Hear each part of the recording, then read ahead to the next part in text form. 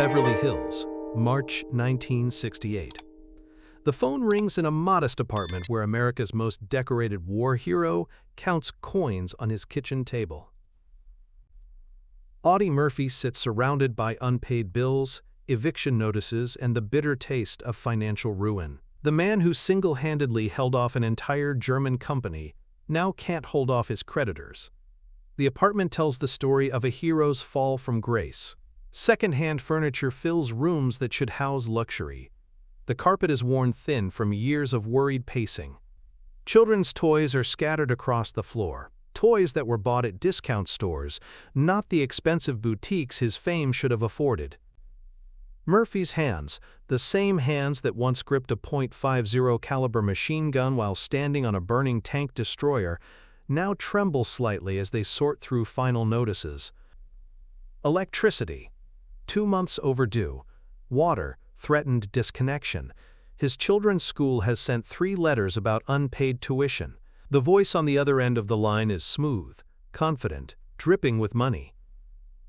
"Mr. Murphy, this is Richard Steinberg from Madison Avenue's most prestigious advertising firm. We have a proposition that could solve all your problems." Murphy stares at the stack of overdue notices. Rent, 3 months behind. Car payment, overdue. The eviction notice is dated for next Friday. 6 days to find $2,400, or watch his pregnant wife and young son become homeless. "I'm listening," Murphy says, though every instinct tells him this call will cost him something he can't afford to lose. "We want you to be the face of Seagram's whiskey." 1 commercial. 1 print campaign. $1 million. The number hangs in the air like smoke from a discharged weapon. All you have to do is hold a bottle and say, "When a real man needs to forget, he reaches for Seagram's." Murphy's hand tightens on the phone. $1 million. More money than he's ever seen at once. Enough to buy a house in cash. Pay his debts. Send his kids to college. Secure his family's future. With 30 seconds of work. In the next room, his 4-year-old son Terry plays with toy soldiers, recreating battles he's heard adults whisper about. Bang! Bang! "You're dead, German!" the boy shouts, his innocent voice carrying the weight of stories he doesn't understand. But there's something else in that offer. Something that makes Murphy's stomach turn. Something that will force him to make a choice between survival and his soul. Before we continue with what Murphy did next, let me ask you something. Have you ever been offered everything you needed at a price you couldn't pay? Hit that subscribe button to see what a real hero does when money can't buy his integrity. The silence stretches across 3,000 miles of telephone wire. Steinberg mistakes it for negotiation. "Mr. Murphy, the offer is firm. $1 million for 1 day's work. More money than most people see in a lifetime. More than you'd make in 10 years of B-movies." The dig about B-movies stings because it's true. Murphy's Hollywood career has been a string of low-budget westerns and war films. Scripts that pay scale. Roles that barely cover his basic expenses. The studios know his financial situation and exploit it, offering him bottom-dollar contracts because they know he needs the work. Murphy walks to his living room window, phone cord stretched tight. Outside, Beverly Hills gleams with the success he can't grasp. Luxury cars cruise past his modest apartment building. Rolls-Royces, Cadillacs, Ferraris, driven by actors who made fortunes playing characters Murphy actually lived. Behind him, his wife Pamela sorts through bills at their second-hand dining table. She's 8 months pregnant with their second child, and the stress of their financial situation has carved worry lines around her eyes that weren't there a year ago. She doesn't complain, she never complains. But Murphy sees her flinch every time the phone rings, afraid it's another creditor. "Tell me more about the commercial," Murphy says quietly. Steinberg's voice brightens with the scent of a closing deal. Simple concept. You're sitting in a dimly lit bar, still in your army uniform. You've just come back from combat. The bartender slides you a bottle of Seagram's. You take a drink and say the line about forgetting. Then we fade to black with your Medal of Honor visible on your chest. Murphy's jaw clenches. You want me to sell the idea that alcohol helps veterans cope with combat trauma? Exactly. It's brilliant, isn't it? Who better to sell that message than America's most decorated soldier? Your credibility is worth its weight in gold. Veterans trust you. They'll buy anything you endorse. The apartment feels smaller suddenly.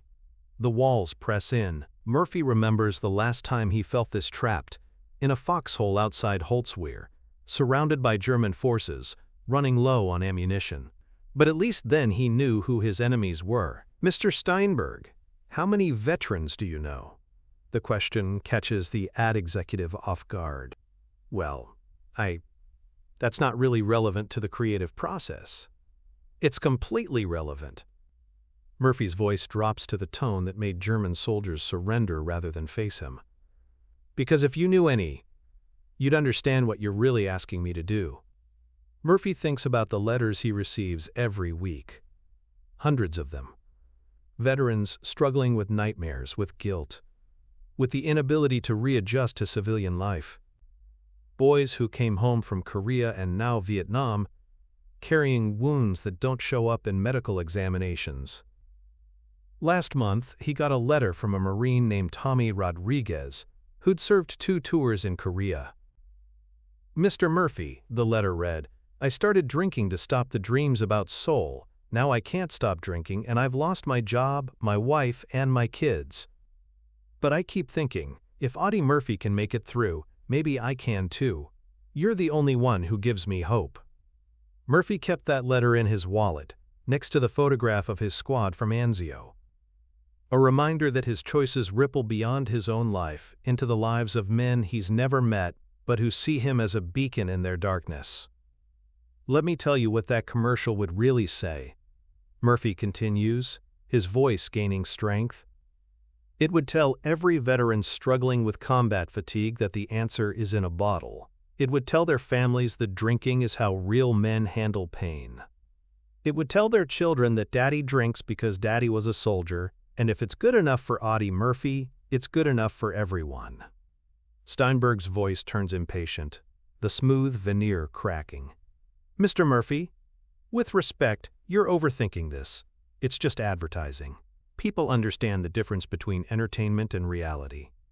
No, they don't. Murphy's voice hardens. You know what people understand? They understand that if Audie Murphy says something, it must be true. Because Audie Murphy earned the right to be trusted. Because Audie Murphy doesn't lie. The apartment is quiet except for Pamela's soft breathing as she naps on the couch, exhausted from carrying their child and the weight of their financial fears. Her wedding ring catches the afternoon light, a simple band they bought when Murphy was making sergeant's pay, before the war made him famous, before Hollywood made him poor. Murphy looks at her, at the bills, at the eviction notice taped to their refrigerator like a countdown to homelessness. $1 million would solve everything. One betrayal would save his family. I need to think about it, Murphy says. Of course. But don't think too long. This offer expires in 24 hours. There are other war heroes we could approach. John Wayne, Jimmy Stewart. But you're our first choice because your story is the most dramatic. The line goes dead. Murphy stands in his living room, surrounded by the evidence of his failures. He's 39 years old, the most decorated soldier in American history. And he can't pay his rent. The irony burns like shrapnel. He survived the deadliest war in human history, only to be defeated by monthly bills. He killed 240 enemy soldiers but can't kill his mounting debt. He held off 2 companies of German infantry, but can't hold off bankruptcy. That evening, Murphy drives his battered 1963 Chevrolet to the VA hospital in West Los Angeles. The car needs new tires, the air conditioning doesn't work, and the radio crackles with static, but it runs. Barely. It's not an official visit. No cameras, no publicity. He does this once a month, quietly, walking the halls, talking to veterans who recognize him. The hospital staff knows him by now. They don't announce his presence. They just let him wander, let him sit with the broken soldiers, let him be something more than a symbol. In the psychiatric ward, he finds what he's looking for. Room 312. a 24-year-old Army sergeant named Danny Walsh, back from Vietnam with wounds that don't show on X-rays. His file says combat exhaustion and alcohol dependency. But Murphy knows the real diagnosis. Danny Walsh tried to carry too much death, and it broke something inside him. Danny sits by the window, staring at nothing, a half-empty bottle of bourbon hidden under his pillow. The nurses know it's there. They all know. But they also know that sometimes a man needs something to hold on to, even if that something is slowly killing him. He looks up when Murphy enters, his eyes struggling to focus. "You're him," Danny whispers. "You're Audie Murphy." "Yeah, son, I'm him." Danny tries to sit up straighter, muscle memory of military protocol fighting through the alcohol fog. "I read about you, what you did at Anzio, how you held off all those Germans by yourself, 200 of them." Murphy sits in the vinyl chair beside Danny's bed. The seat is cracked, the foam showing through. "What I did was my job." "Same job you did over there." "No, sir, I failed. I couldn't handle it. Lost my whole squad in an ambush outside Da Nang. Should have seen it coming, should have protected them." Danny's hand moves unconsciously toward the hidden bottle. "Doc says I got what they call post-traumatic stress. Says drinking makes it worse, but it's the only thing that makes the screaming stop. The screaming in my head." Murphy stares at this broken young man. Sees himself at 24. Sees every veteran who ever tried to drown his memories in alcohol. Sees the commercial Steinberg wants him to make. "Danny, what if I told you that drinking wasn't the answer? What if I told you there was another way through this?" Danny's laugh is bitter, hollow. "Easy for you to say. You're a hero. You got it together. You got money, fame, everything. You don't wake up screaming about dead friends." Murphy almost laughs at the irony. This boy thinks he's got it together, thinks heroes don't struggle. Instead, he reaches into his wallet and pulls out Tommy Rodriguez's letter, worn soft from handling. He hands it to Danny. "Read this." Danny reads slowly, his lips moving with the words. When he finishes, he looks up, confused. "This guy thinks you're perfect, thinks you got all the answers. That's the point, son. He thinks if I can make it, he can make it. You think the same thing. Thousands of veterans look at me and think I have some secret they don't have." Murphy leans forward, his voice dropping to the same quiet intensity he used to calm frightened soldiers in foxholes. "What if I went on television tomorrow and told them the secret was in a whiskey bottle? What would happen to Tommy Rodriguez? What would happen to you? What would happen to every veteran who's hanging on by his fingernails, waiting for someone to show him how to keep fighting?" Danny's eyes widen as understanding dawns. "You'd be telling us to give up, to quit fighting. And I'd be lying. Because the real secret isn't in a bottle. It's in getting up every morning and choosing to fight another day. Even when you don't want to. Even when it hurts. Even when you're so tired of carrying the dead that you can barely stand." Murphy drives home through the Los Angeles night, Danny's words echoing in his head. The apartment is dark when he arrives. Pamela is asleep, their unborn child growing inside her. Terry's toys are scattered across the living room floor, toy soldiers frozen in eternal battle. The bills are still stacked on the kitchen table. The eviction notice still hangs on the refrigerator like a death sentence. In 5 days, sheriff's deputies will come to throw his family onto the street unless he finds $2, 400. He picks up the phone and dials the number Steinberg left. "Richard Steinberg, this is Audie Murphy." "Audie, I was hoping you'd call. Have you made your decision? I have the contracts ready." Murphy looks at the bills. At the eviction notice. At his sleeping pregnant wife. At the future he can't afford to give his children. "Yeah, I've made my decision." Steinberg's voice practically purrs with satisfaction. "Excellent. When can we schedule the shoot? We can fly you to New York first class, put you up at the Plaza Hotel. You can't." Silence. "I'm sorry, what did you say?" Murphy's voice is steady, final. "I said no. I won't do your commercial." "Mr. Murphy, perhaps you didn't understand. This is $1 million. Tax-free, enough to solve all your financial problems, enough to buy a mansion in Beverly Hills." "I understood perfectly, and my answer is still no." Steinberg's tone turned sharp, predatory. "May I ask why you're turning down the easiest money you'll ever make? Money that could change your family's entire future." Murphy thinks about Danny Walsh, about Tommy Rodriguez, about the thousands of veterans who read his name in the newspaper and think maybe they can make it through another day. Because some things aren't for sale. Everything is for sale, Mr. Murphy. Everyone has a price, even war heroes. Not me, not anymore. Murphy hangs up the phone. The apartment is quiet. The bills are still unpaid. The eviction notice still threatens. But something has changed. Something inside Murphy that was bent has straightened. Something that was breaking has healed. He walks to his desk, a card table he bought at a thrift store, and pulls out a sheet of paper. At the top he writes, "Letter to Veterans." To every man who served, he begins, "I want you to know that I understand the pain you carry. I understand the nightmares, the guilt, the feeling that you should have done more or died trying. But I also want you to know that drowning that pain in alcohol isn't the answer. The answer is in living with it, in carrying it like a pack on a long march, in remembering that we survived when others didn't for a reason."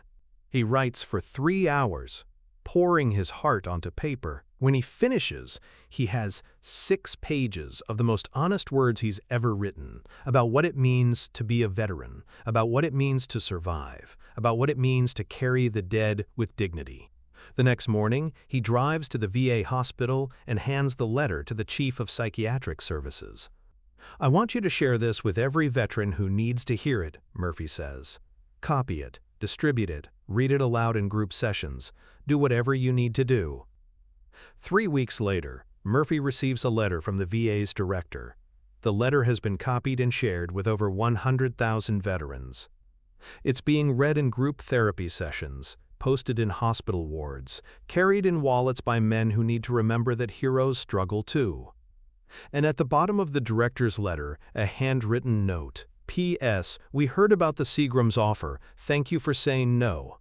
You saved more lives by refusing than you ever did with a rifle. The bills remain unpaid. The eviction notice still hangs on the refrigerator." But Murphy's children will grow up knowing their father chose integrity over comfort. They'll learn that some victories cost everything and are worth every penny you don't have.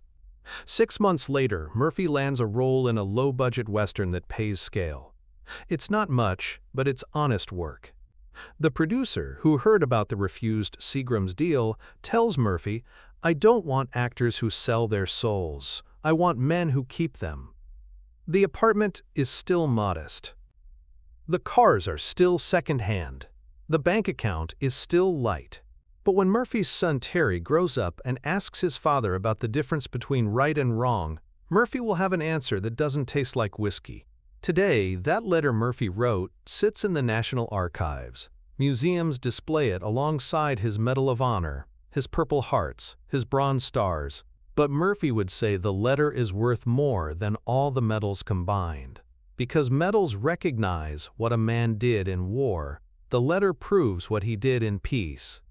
In 1968, when integrity was for sale and everyone had a price, Audie Murphy proved that some men can't be bought, not with money, not with comfort, not with solutions to problems that keep them awake at night. He proved that the hardest battles aren't fought with weapons, they're fought with choices. And the greatest victory isn't surviving the war, it's surviving the peace with your honor intact. Hit that subscribe button and tell us in the comments, what's something you wouldn't do for $1 million? And unfortunately, they don't make men like Audie Murphy anymore.